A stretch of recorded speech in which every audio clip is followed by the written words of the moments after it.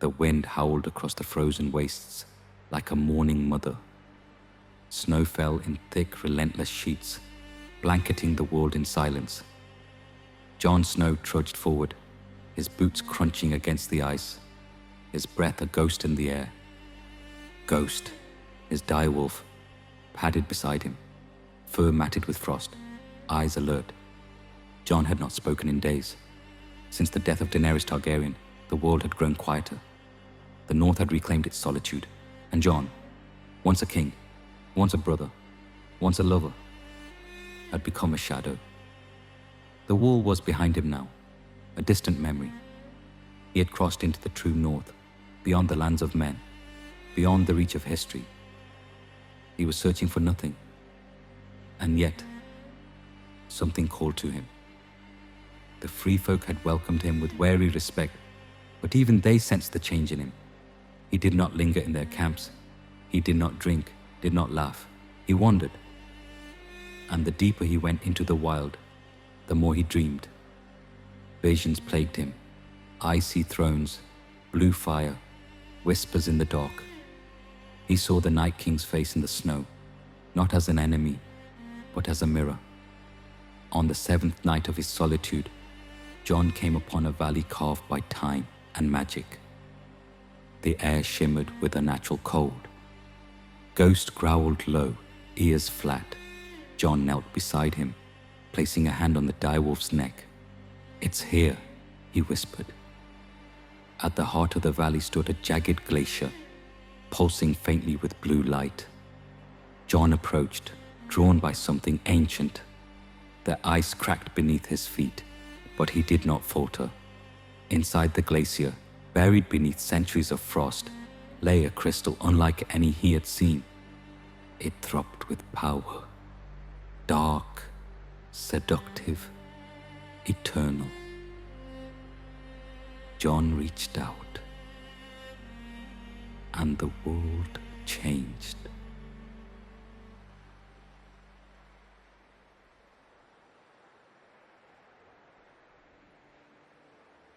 The glacier pulsed like a living thing. Jon stood before it, breath shallow, eyes locked on the jagged crystal embedded in the ice. It was unlike anything he had seen. Neither gemstone nor artifact, but something older, something elemental, the heart of winter. Ghost whimpered, backing away. The direwolf's instincts screamed of danger, but Jon remained still. A whisper crawled through the cavern, not carried by wind, but by memory. "You were born of ice and fire, but only one remains." Jon stepped forward. His hand hovered inches from the crystal. The cold radiating from it was not natural. It bit deeper than flesh, gnawed at the soul. Yet it did not repel him. It welcomed him. He touched it. The world shattered. Visions flooded his mind. Flashes of the first men, of the children of the forest weaving spells in blood and bone. He saw the creation of the Night King, the betrayal of magic, the endless march of the dead. But he saw more. He saw himself, not as a man, not as a king, but as something reborn. The cavern erupted in blue flame. Jon screamed, but no sound escaped. His body convulsed, lifted from the ground, suspended in frost. The crystal melted into him, threading through his veins like liquid ice. And then, silence. Jon collapsed. Hours passed, or days. Time had no meaning in the deep north. When he awoke, the world was different. His breath no longer fogged the air. His skin shimmered faintly pale as moonlight. Ghost approached cautiously, sniffing, ears flat. Jon reached out, and the direwolf flinched, but did not flee. Jon's eyes glowed faintly blue. He was changed, not dead, not alive. Something in between. The snows had grown thicker, heavier, as if the sky itself mourned. Jon Snow moved through the white like a ghost, his cloak stiff with frost, his face pale and unreadable. The cold no longer bit him. It welcomed him. Ghost kept his distance now. The dire wolf, once inseparable from his master, now watched from afar, eyes wary. Jon did not blame him. He too felt the change, though he could not name it. The heart of winter had left its mark.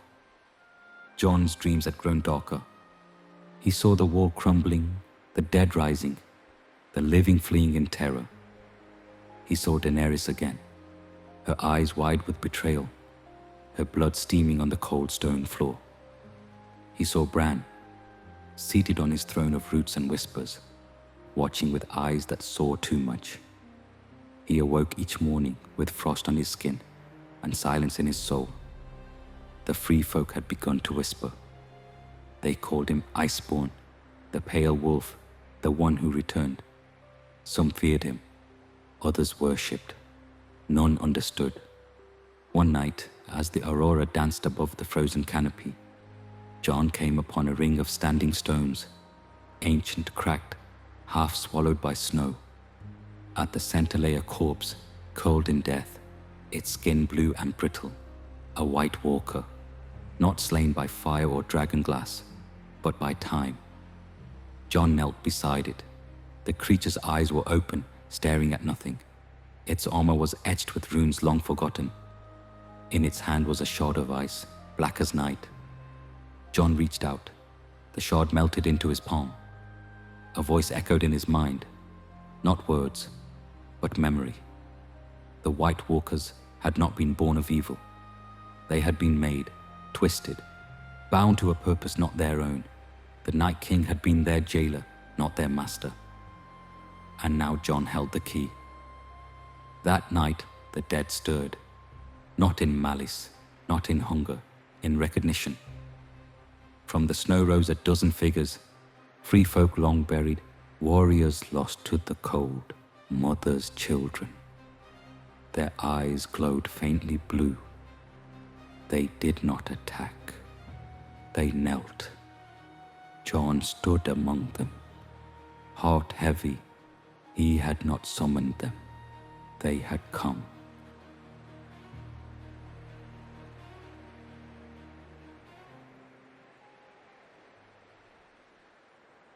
The dead did not speak, but Jon Snow heard them all the same.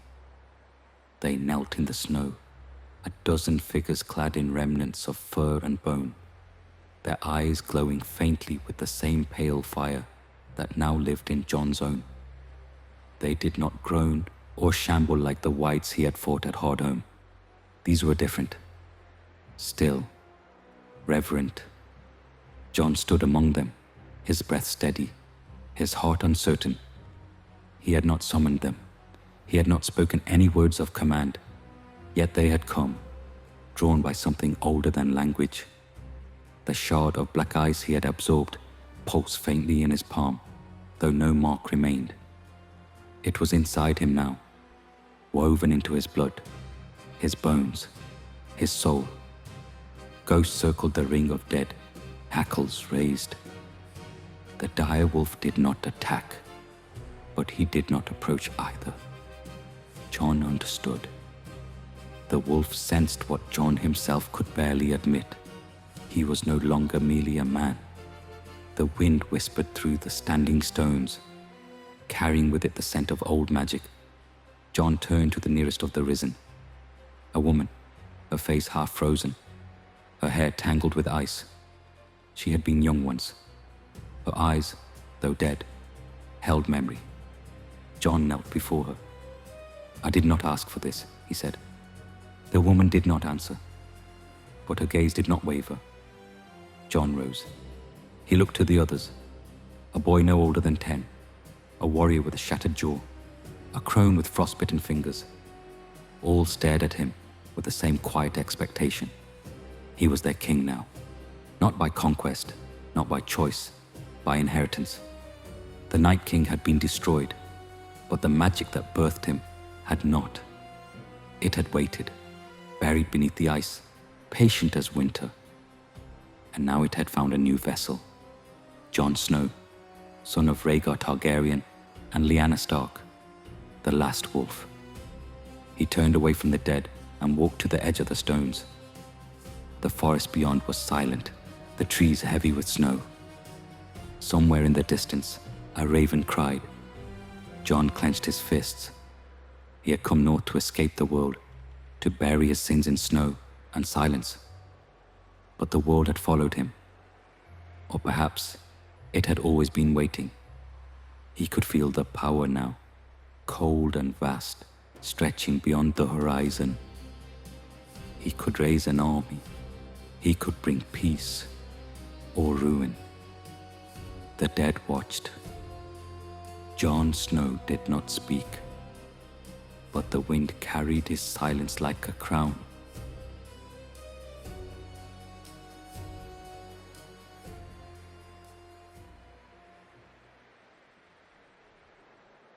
The sky above the far north was a tapestry of stars, cold and distant. Jon Snow stood beneath them, surrounded by the dead, and felt nothing.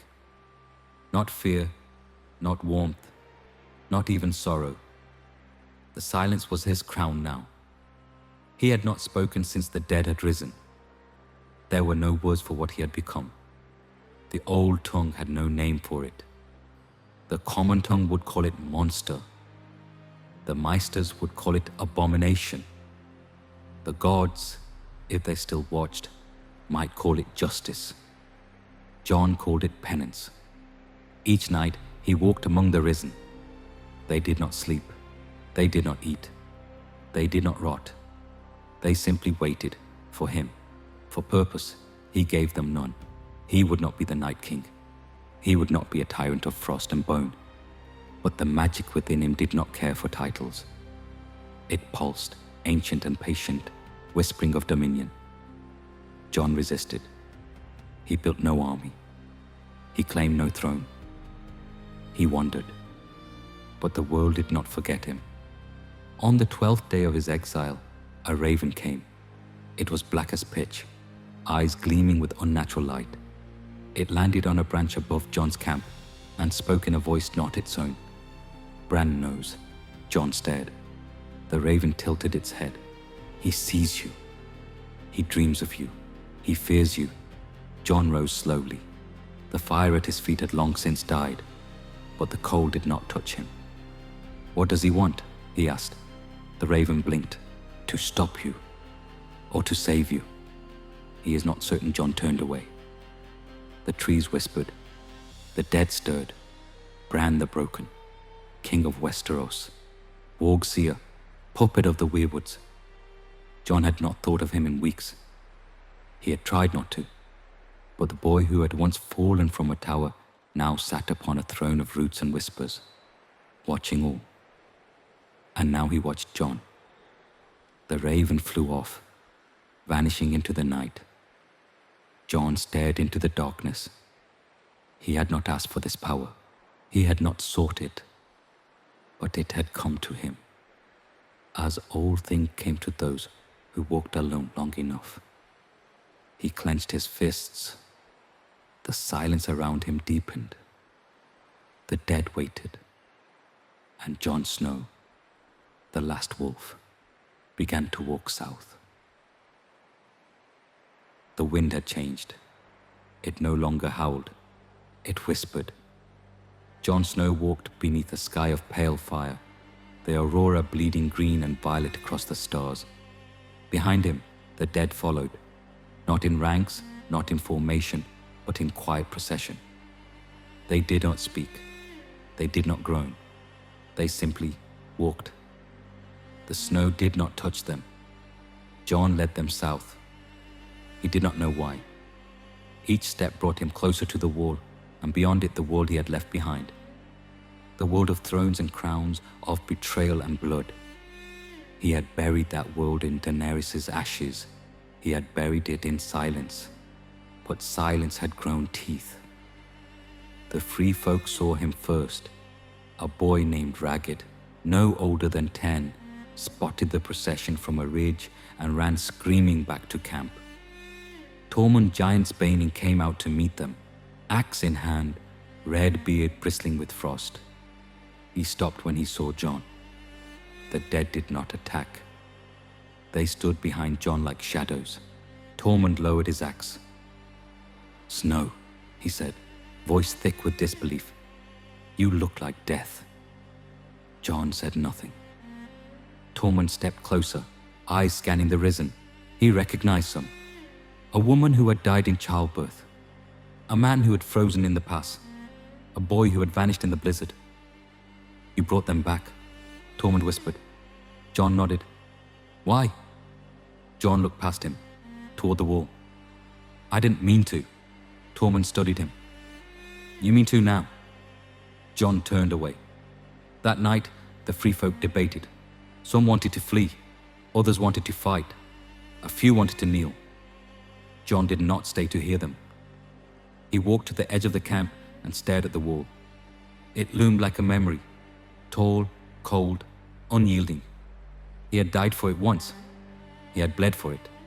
Now he would pass through it again, not as a man, but as something else. The dead gathered behind him. Ghost stood at his side. Jon Snow, the last wolf, stepped forward. The wall had stood for 8,000 years. It was cracked once but repaired since the war ended. It had held back wildlings, giants, and worse. It had watched kings rise and fall, watched dragons burn and freeze. It had seen Jon Snow die once and return. It had seen the Night King fall and the dead scatter. Now it watched Jon Snow return, not as a man, but as something colder. He stood before it in silence, the dead arrayed behind him like shadows cast by moonlight. The wall loomed above, pale and immense, its surface slick with frost. It had cracked once before, when the Night King touched it. But that had been violence. This was surrender. Jon did not raise his hand. He did not speak. He simply stood, and the wall began to weep. Hairline fractures spread across the ice, slow and deliberate. The sound was not thunderous. It was soft, like ice sighing. The free folk watched from the ridges, silent. Tormund stood among them, axe in hand, but he did not move. The wall did not fall. It opened. A gate of ice, ancient and forgotten, parted like a wound. Beyond it lay the realm of men, cold, broken, waiting. Jon stepped through. The dead followed. South of the wall, the north stirred. In Winterfell, Sansa Stark sat in her solar, reading dispatches from the Night's Watch. The wall had cracked. A pale host had passed through. No blood had been spilled, no villages burned. But the snow had deepened, and the wind had changed. She read the name again. Jon Snow. Her hand trembled. In the Vale, Arya Stark returned from the east, her ship docked in Gulltown. She heard the whispers before she disembarked. A pale wolf had crossed the wall. The dead walked behind him. He wore no crown, but the wind bowed to him. She smiled, but it did not reach her eyes. In King's Landing, Bran the Broken dreamed. He saw the wall opening. He saw Jon walking through it. He saw the dead kneeling. He saw the weirwoods bleeding. He awoke with ice in his veins. The realm stirred. Jon Snow walked south, silent as snowfall, and the world watched.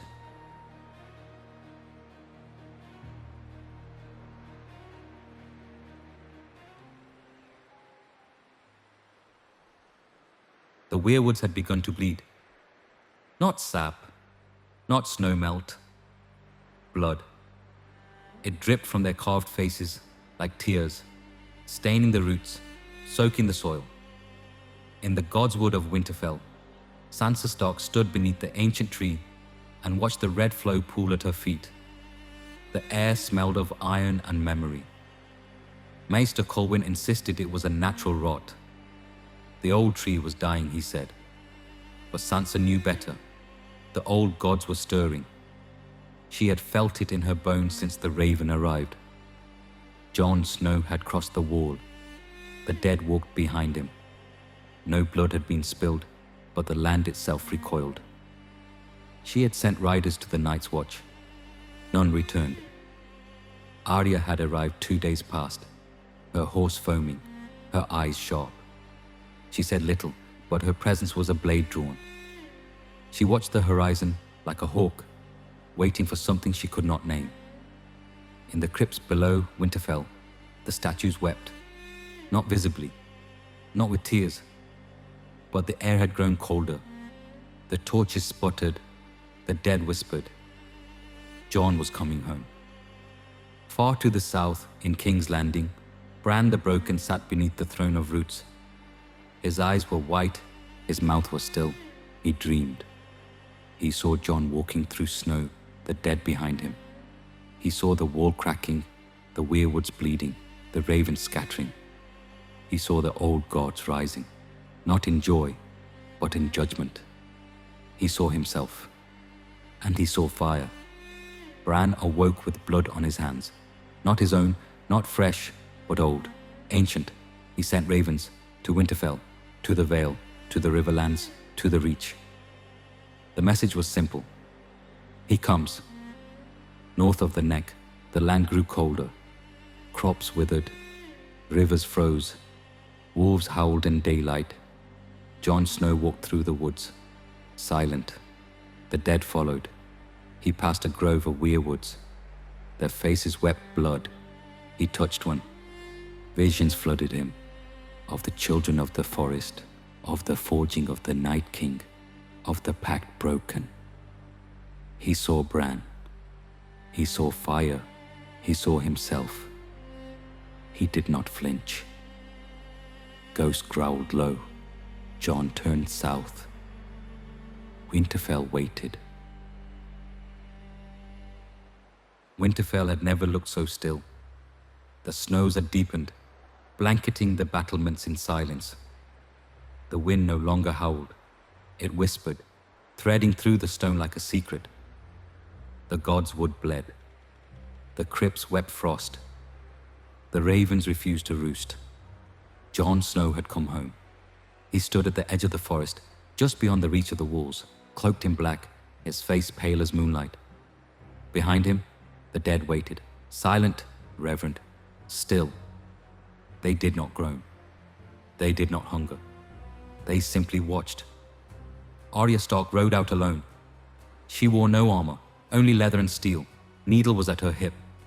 Her eyes were sharp, her mouth aligned. She had faced death before. She had worn its face. But this was different. This was Jon. She stopped 10 paces from him. "You look like him," she said, "but you're not." Jon said nothing. Arya dismounted. Her boots crunched in the snow. Ghost watched from the trees, silent. "I saw you die once," she said. "I saw you bleed. I saw you burn. But this is colder." Jon's voice was quiet. "I didn't choose it." Arya stepped closer. "Didn't you?" Jon looked past her, toward the walls of Winterfell. "I came to warn you." Arya's hand hovered near Needle. "Warn us of what?" Jon's eyes glowed faintly. "Bran." Arya blinked. "He dreams too deeply. The weirwoods bleed because he pulls too hard. The old gods stir. They remember what was done to them." Arya frowned. "You speak like a walker." Jon nodded. "I am." Arya drew Needle. Jon did not flinch. "I'm still your brother." Arya's voice was ice. "You were." The wind shifted. From the battlements, Sansa watched. She saw Arya draw steel. She saw Jon stand still. She saw the dead waiting. She did not send guards. She did not sound horns. She whispered to the wind, "Let the gods decide." In the gods' wood, the weirwood face wept blood. Arya stepped forward. Jon closed his eyes, and the wind stopped. The gods' wood of Winterfell had never been so silent. The weirwood tree stood tall, its white bark streaked with red, its carved face weeping blood that soaked the roots. The air was thick with frost and memory. The old gods watched. though they did not speak. Jon Snow knelt beneath the tree. Arya Stark stood before him, needle in hand, her breath fogging the air. The dead waited beyond the grove, silent as snowfall. Ghost lay beside Jon, ears flat, eyes wary. Sansa watched from the shadows, her cloak drawn tight, her face unreadable. The wind did not stir. Jon had come to be judged, not by crown, not by counsel, by blood. Arya stepped forward. "You were my brother," she said. "You were the shield that guarded the realms of men. You were the sword in the darkness." Jon looked up. "I still am." Arya's eyes narrowed. "You walk with the dead." Jon nodded. "I lead them." Not to conquer, to protect. Arya circled him. "You wear no crown. You claim no throne, but the land bends to you. The trees bleed. The wall cracked. The gods stir." Jon's voice was quiet. "I did not ask for this." Arya stopped. "No one does. But we choose what we become." Jon rose slowly. "I chose to kill her. I chose exile. I chose silence. But the magic chose me." Arya raised needle. "Then let the gods decide." The weirwood pulsed. The blood at its roots shimmered. Jon stepped forward. Arya lunged. Needle met his chest and shattered. The blade splintered like glass, scattering across the snow. Arya stumbled back, eyes wide. Jon stood still, untouched. The gods had spoken. Sansa stepped into the grove. Her voice was steady. "Winterfell is yours if you want it." Jon looked to the tree, to the blood, to the dead. "I want peace," Sansa nodded. "Then rule in silence." Jon turned to Arya. She sheathed her hilt. "You're not my brother," she said, "but you're still Stark." Jon Snow, the last wolf, bowed his head. The godswood wept.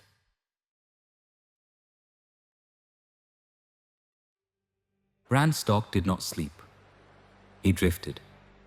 His body remained in King's Landing, frail and still, seated beneath the throne of roots and whispers. But his mind wandered, through trees, through snow, through time. He saw the past as clearly as the present. He saw the future as a question. He saw Jon. The dreams had grown colder. The weirwoods bled. The ravens scattered.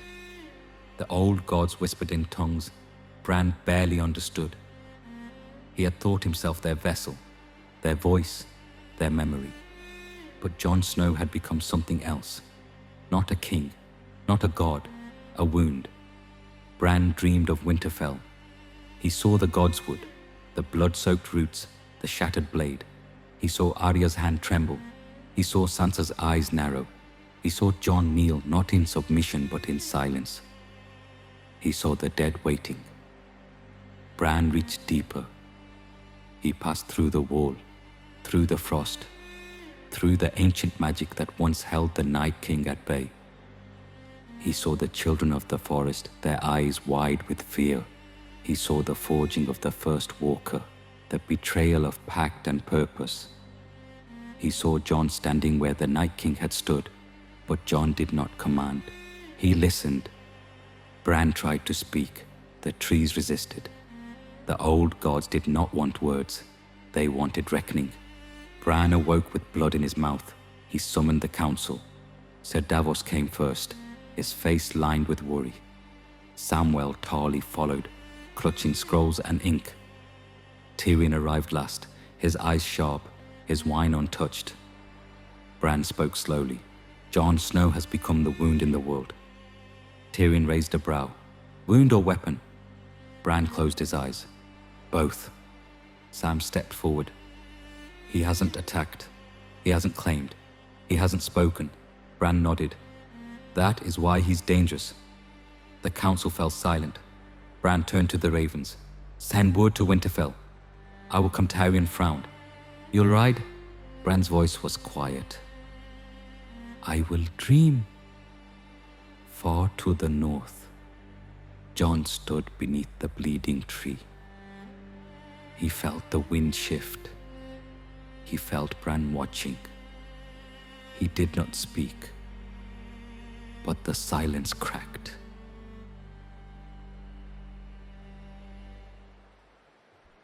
The weirwood tree still bled, its red sap pooling like old wounds. The air was thick with frost and memory. The dead did not enter the grove.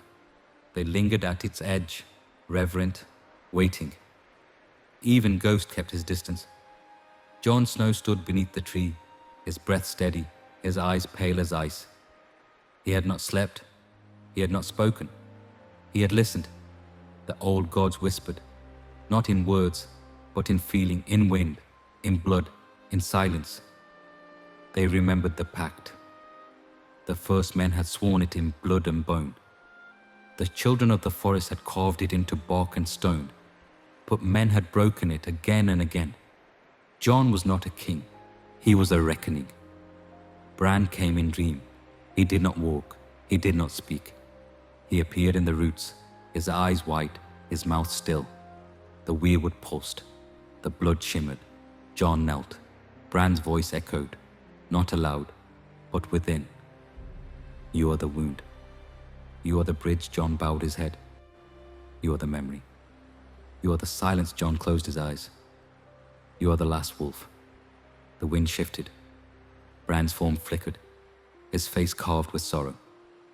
The pact must be reforged. Jon rose. How? Bran's voice was distant. Blood, ice, fire. Jon turned to the tree. He drew a dagger of dragonglass from his belt. It had been his once. It had slain walkers. It had saved lives. Now it would bleed. He cut his palm. The blood fell onto the roots. The weirwood pulsed. The dead knelt. Bran vanished. The wind howled. Sansa watched from the ramparts. Arya stood beside her, silent. Neither spoke. The pact was reforged. Not in council, not in crown. In silence. Jon Snow stood beneath the bleeding tree. And the old gods listened.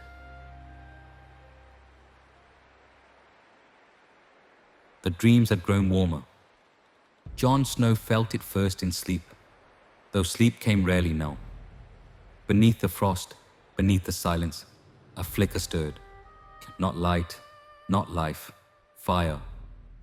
He dreamed of Daenerys. She stood in the throne room of ash, her hair silver, her eyes wide with sorrow. The iron throne melted behind her, twisted and black. She reached for him, not in anger but in grief. You are my fire, she whispered. Jon tried to speak, but his mouth was sealed with ice. She stepped closer. You killed me to save the world, but the world was not yours to save. Jon awoke with frost on his brow. The god's wood was quiet. The weirwood tree bled slowly now, its sap thick and dark.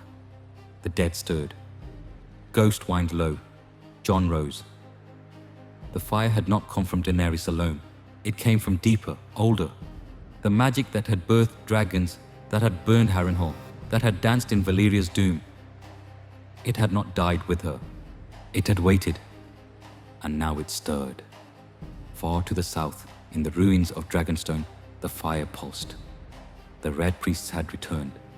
Not many, not bold, but enough. They whispered of prophecy, of rebirth, of the prince that was promised. They did not speak Jon's name.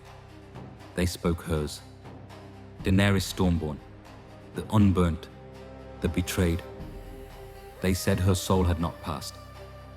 That fire could not be killed by ice, that she would rise again. In King's Landing, Bran dreamed of flame. He saw Dragonstone burning. He saw red robes and golden eyes. He saw Jon standing in snow, watching fire rise. He saw choice. In Winterfell, the snow melted slightly. Jon stood beneath the tree. The fire waited, and the silence cracked.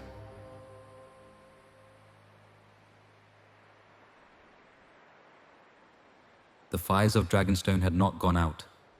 Though the castle stood empty, its halls cold and cracked, the flame in the chamber of the painted table burned still, low, steady, unnatural. The Red Priests had returned, cloaked in crimson, eyes gleaming with prophecy. They spoke of rebirth, of vengeance, of the flame that would not die. They spoke of Daenerys. Melisandre was gone, her bones scattered in the snow. But her whispers remained. The prince that was promised, the fire that would cleanse the world, the dragon reborn. They did not speak Jon Snow's name. They spoke hers. In the depths of the chamber, they gathered around a stone bier. Upon it lay a body, blackened, broken, wrapped in silk and ash. The air shimmered, the fire pulsed. They began to chant. Far to the north, Jon Snow stirred. He felt the heat in his veins, a flicker beneath the frost. The silence cracked, the dead shifted. Ghost growled low. Jon walked to the edge of the godswood. The weirwood tree had stopped bleeding. The wind carried a scent he had not felt in moons. Smoke. In King's Landing, Bran dreamed of fire. He saw Dragonstone burning. He saw red robes and golden eyes. He saw Daenerys rise, not in flesh but in flame. He saw Jon standing in snow, watching her burn. He saw choice. In Dragonstone, the chanting reached its peak. The fire roared, the body twitched, and then silence. The flame died. The Red Priests fell quiet. One of them, a boy no older than 16, stepped forward, trembling. He reached for the body. The eyes opened. They were not violet, they were black. The boy screamed. The flame erupted, and the chamber burned. Outside, the sea boiled. Above, the sky darkened. And in the north, Jon Snow fell to his knees. He did not know why, but something had died, and something had risen.